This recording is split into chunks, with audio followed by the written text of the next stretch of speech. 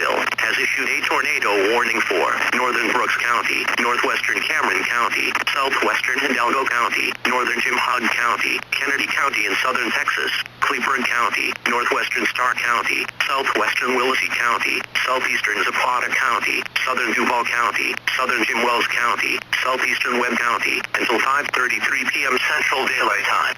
At 4:53 p.m. Central Daylight Time, National Weather Service Doppler radar indicated a severe squall line capable of producing both tornadoes that may not be visible due to heavy rain was located near San Isidro, or 9 miles southwest of Rio Grande City, moving northeast at 25 miles per hour.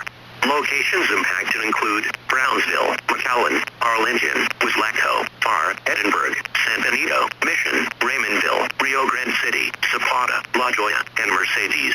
This includes Interstate 69C between mile markers 15 and 45, Interstate 2 between mile markers 120 and 160, and Interstate 6090 between mile markers 10 and 50. The safest place to be entering a tornado is in a basement. Get under a workbench or other piece of sturdy furniture. If no basement is available, seek shelter on the lowest floor of the building interior hallway or room such as a closet. Use blankets or pillows to cover your body, and always stay away from windows. If in mobile homes or vehicles, evacuate them and get inside a substantial shelter.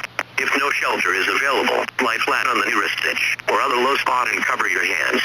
Please report tornadoes or funnel clouds, winds of 58 miles per hour or higher, hail the size of pennies or larger, and any wind damage to your National Weather Service in Brownsville by calling 956-504-1432.